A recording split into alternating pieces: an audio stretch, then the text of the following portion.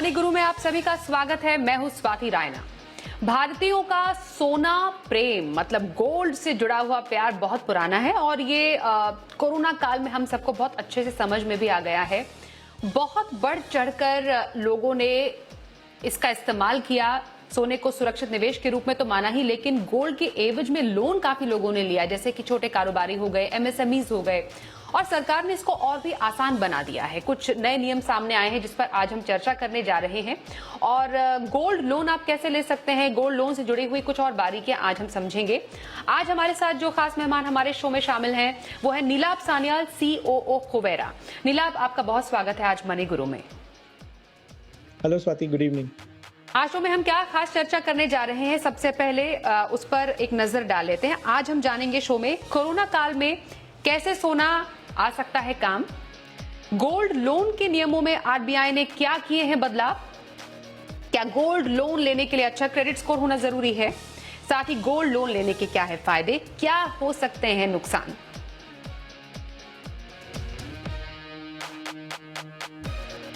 तो भारतीयों का गोल्ड यानी सोने से जुड़ा हुआ प्रेम काफी ज्यादा पुराना है। और नीलाभ, जैसा कि हम शुरुआत में भी कह रहे थे, ये एक बार फिर से हमने कोविड के टाइम पर बहुत बढ़ चढ़कर देखा है। सोना और निवेश, आखिरकार ये दोनों इतने पसंदीदा मतलब निवेश के तौर पर सोना इतना ज्यादा भारतीयों को पसंद है क्यों?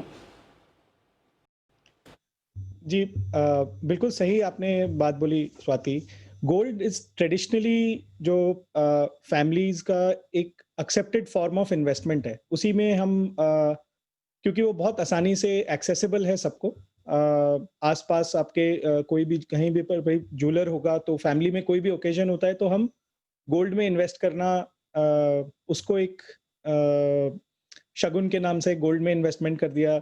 ये एक बहुत पुराना ट्रेडिशन है, रिवाज है एक तरह से। और इंडियन हाउस होल्ड्स में over a period of time gold बहुत अक्यूमुलेट करने का आदत है। इनफैक्ट अगर कुछ डेटा हम देखें तो Indian house holds have accumulated more than 25,000 tons of gold. And ज्यादातर जो गोल्ड होल्डिंग है वो रूरल इंडिया में प्रेजेंट है।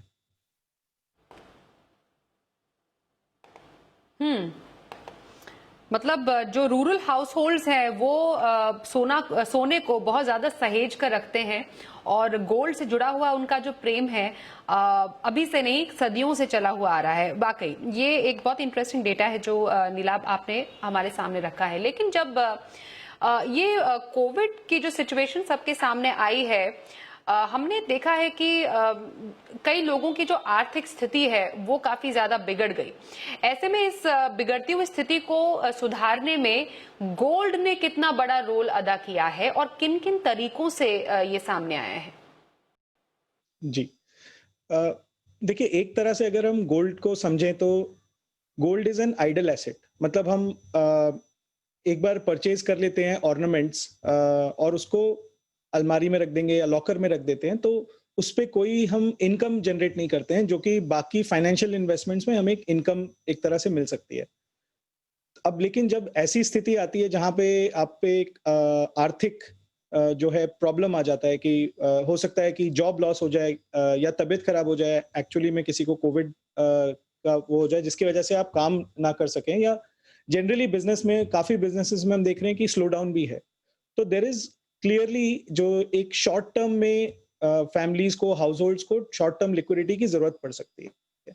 तो वहां पे गोल्ड का एक बहुत अहम रोल है कि वो एक सेफ एसेट है जिसको आप इस टाइम पे मोनेटाइज कर सकते हैं। एक तरह से आप उसके अगेंस्ट लोन लेके जो राशि आपको मिलती है उससे आप जो ये डिफिकल्ट टाइम है आपका, जहां पे आप आर्थिक संकट जो है उसको, वो आपको आर्थिक संकट के उस पार ले जाएगा।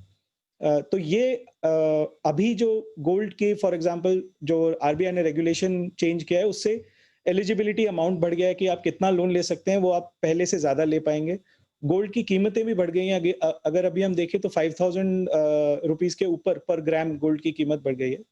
तो ये कुछ 2-3 रीजंस हैं जिसके चलते आपको गोल्ड को आप जिस तरह से मोनेटाइज कर सकते हैं इस वक्त।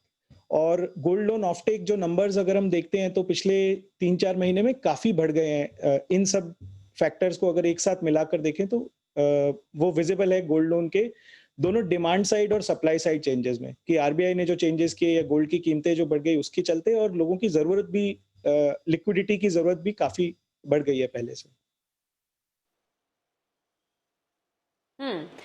लोन टू वैल्यू की आपने बात की। अगर हम लोन टू वैल्यू की बात करें तो लोन टू वैल्यू को अगर हम आसान भाषा में समझे नीलाम, तो क्या है ये लोन टू वैल्यू?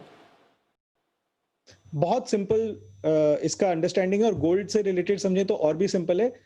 पहले 75% तक जो गोल्ड की वैल्यू है, उसका 75% तक आप मैक्सिमम लोन ले सकते थे। अब वो वैल्यू बढ़ा के रिजर्व बैंक ने 90% कर दी है। तो मतलब सिंपल उसमें एग्जांपल लेके चलें, 1 लाख रुपए का अगर वैल्यू है आपका जो गोल्ड का ऑर्नामेंट है, तो उसके अगेंस्ट आप 90,000 तक का लोन ले सकते हैं। ओके। और ये जो वैल्यू है उसको बढ़ाने के पीछे आरबीआई का इकलौता मकसद यही रहा है कि ज्यादा से ज्यादा लोगों को दिक्कतें न हो। बेसिकली जो स्मॉल बिजनेसेस हैं या एमएसएमईज हैं जिनको अभी फंड की जरूरत है, वो इस हायर लोन टू वैल्यू से ज्यादा फायदा उठा सकते हैं। जी बिल्कुल, देखिए ये जो अभी क्राइसिस चल रहा है कोरोना के चलते, इसमें काफी लोगों को आर्थिक संकट आया है, whether it is because of job loss या बिजनेस स्लोडाउन, किसी भी तरह से समझ लें। तो यहाँ पे आरबीआई का जो नजरिया है, मैं ये समझता हूँ कि आरबीआई का नजरिया ये है कि कुछ समय के लिए, और ये जो एलटीवी चेंज किया गया है 75 टू 90%, ये मार्च 2021 तक के लिए चेंज किया गया है। तो एक इस पीरियड में अगर आपको जरूरत है गोल्ड लोन की, तो आप ज्यादा गोल्ड लोन ले पाएंगे, और आरबीआई का जो ये अप्रोच है वो लोगों की हेल्प करने के लिए ही किया गया है। हम्म। अब सबसे इम्पोर्टेंट ये है, क्योंकि इतना ज्यादा हमने उछाल देखा कि गोल्ड के एवज में लोगों ने लोन लिया है। गोल्ड लोन लेने का जो पूरा प्रोसेस है, अब जो पूरी प्रक्रिया है, वो अब कितनी ज्यादा आसान या कितनी ज्यादा लोगों के लिए सिंपल हो गई है, ये मैं आपसे समझना चाहूंगी। कहां कहां से गोल्ड लोन लिया जा सकता है, कैसे गोल्ड लोन ले सकते हैं, और उसकी पूरी प्रोसेस क्या है, ये हमें स्टेप बाय स्टेप नीलाभ बताइए। जी, देखिए 2 तरह से आप लोन ले सकते हैं। एक इनफॉर्मल सेक्टर जो मनी लेंडर है या जो महाजन है, उनके पास जाके आप गोल्ड रख दीजिए। ट्रेडिशनली वो एक जरिया था लोन लेने का। मैं वो रेकमेंड नहीं करूंगा, क्योंकि उसमें ट्रांसपेरेंसी कम होती है, सिंप्लिसिटी नहीं होती है, और आपको शायद वहां पे जो इंटरेस्ट रेट की दरें चार्ज हो वो काफी ज्यादा होती है।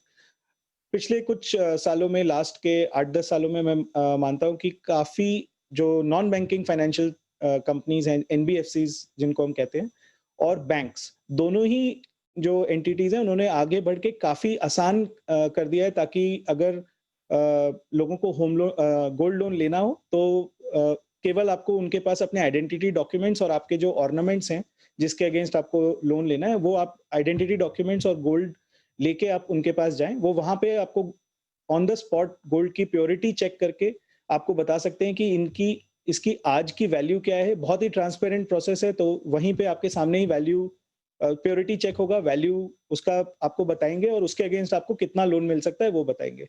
डॉक्यूमेंटेशन भी काफी सिंपल है, सामने आपके जो आइडेंटिटी डॉक्यूमेंट्स हैं वो लेंगे, और आपसे जो भी लोन की कॉन्ट्रैक्ट होगी वो आपको वहां पे एग्जीक्यूट करना होगा, और उसके बाद आपको आपका एलिजिबिलिटी हो जाएगा और आपको लोन फिर मिल जाएगा।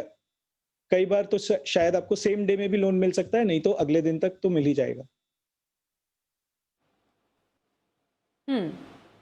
तो क्योंकि लिक्विडिटी बहुत ज्यादा है गोल्ड की, और गोल्ड लोन मिलना भी आसान है, तो यही रीजन रहा है कि काफी ज्यादा मात्रा में लोगों ने इस एक पर्टिकुलर ऑप्शन को चूज किया। कई लोग जैसे हमसे पूछते हैं नीलाभ कि क्रेडिट स्कोर जो है, यूजुअली जब कोई लोन कोई बैंक देता है तो क्रेडिट स्कोर चेक करता है। अब ऐसी स्थिति में कई लोगों का जो क्रेडिट स्कोर है वो काफी ज्यादा बिगड़ गया है। माने किसी को गोल्ड लोन लेना है, उसका क्रेडिट स्कोर सही नहीं है, तो बैंक क्या इसको नजर में रखेगा कि इस पर्टिकुलर इंसान का क्रेडिट स्कोर सही नहीं है, तो इसको ये पर्टिकुलर यानी गोल्ड लोन देने में थोड़ा बहुत आनाकानी की जा सकती है?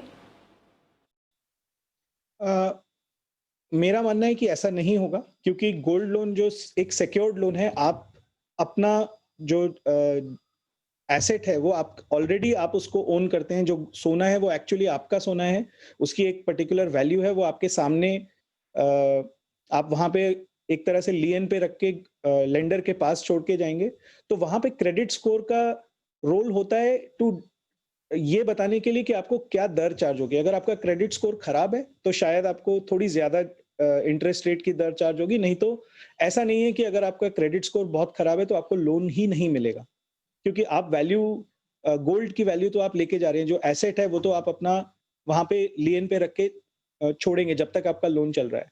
तो क्रेडिट स्कोर जो बाकी तरह के लोन्स में, पर्सनल लोन वगैरह में काफी इंपॉर्टेंट होता है, यहाँ पे उतनी ज्यादा इंपॉर्टेंस उसकी नहीं होती है। ओके।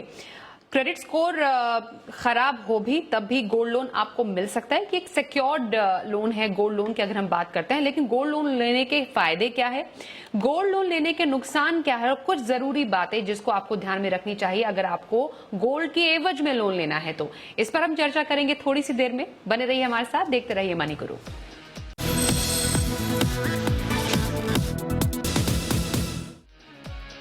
तो आज हम बात कर रहे हैं सोने के एवज में लोन, मतलब गोल्ड लोन की बात कर रहे हैं। कोविड के टाइम पे हमने देखा कि सोने पर लोगों का भरोसा और भी ज्यादा बढ़ गया है और गोल्ड के एवज में काफी ज्यादा लोन लिया गया है। हमारे साथ नीलाभ सान्याल है, सीओओ कुबेरा।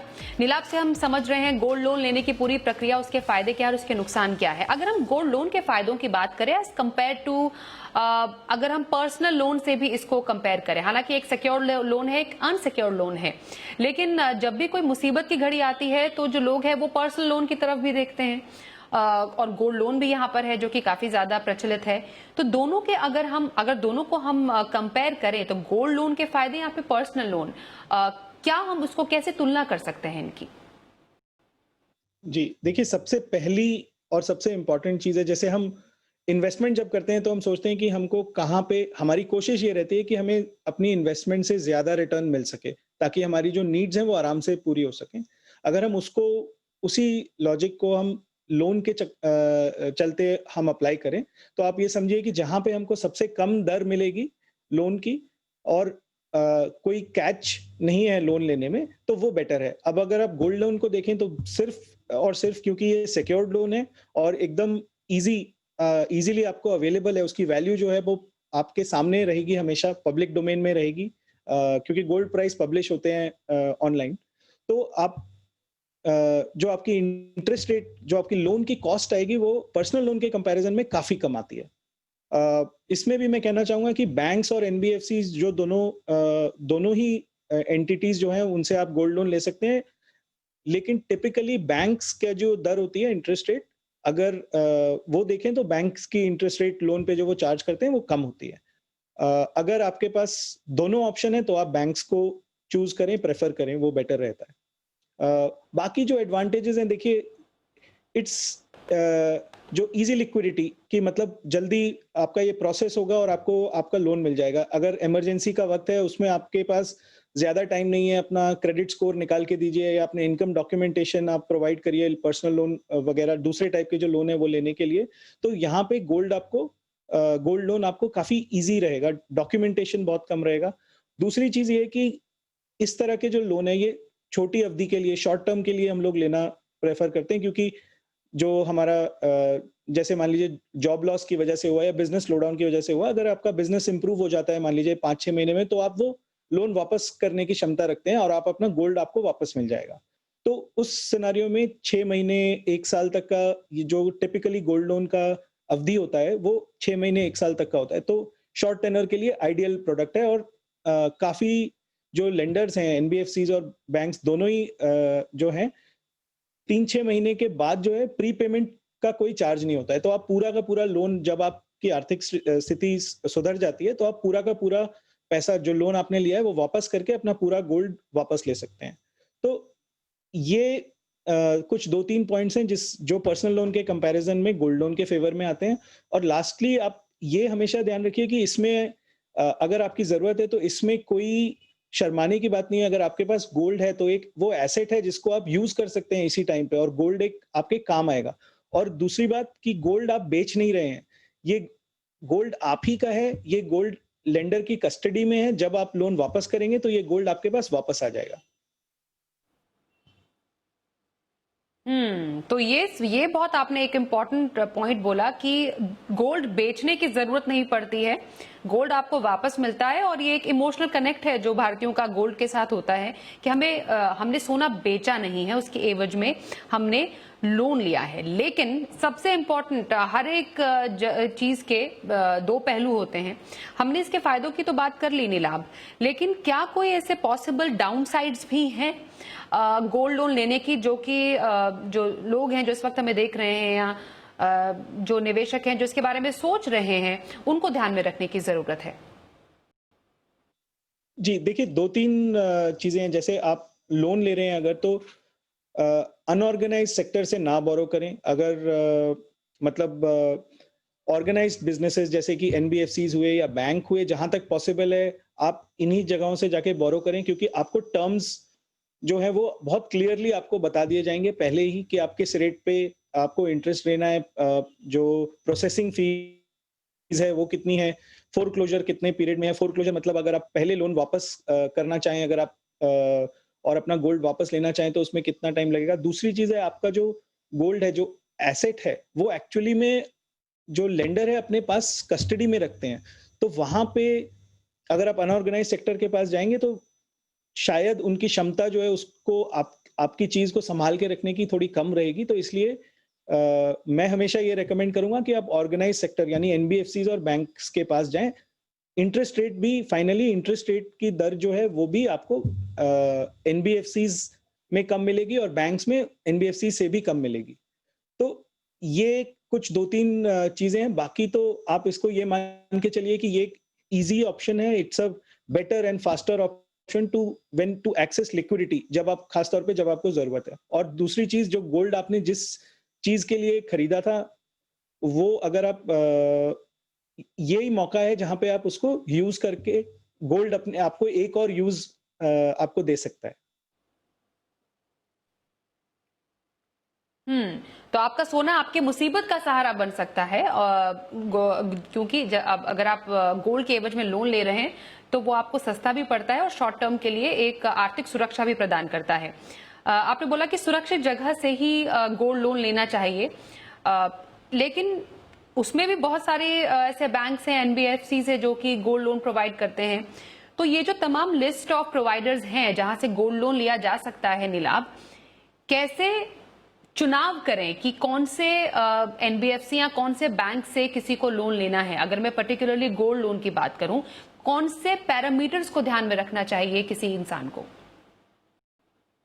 देखिए, रेट ऑफ इंटरेस्ट तो एक सबसे पहली चीज़ हो गई, जहाँ पे आपको बेस्ट रेट ऑफ इंटरेस्ट मिलेगा, वहाँ पे आप जाएँ। दूसरी चीज़, अगर आपको लगता है कि 3 महीने की बात है या 6 महीने की बात है और आप लोन वापस कर सकते हैं, तो ये देखिए कि कितने महीने के बाद आपको फोरक्लोजर पे पेनल्टी नहीं लग रही है। नहीं तो जो प्रीपेमेंट होती है, अगर आप लोन को पहले चुका दें, तो उसके ऊपर प्रीपेमेंट आपको ज़्यादा लग सकती है। तो ये 1-2 जो कमर्शियल टर्म्स हैं, वो आपको समझनी ज़रूरी है, क्या हैं, और उसके हिसाब से आप चूज़ करें।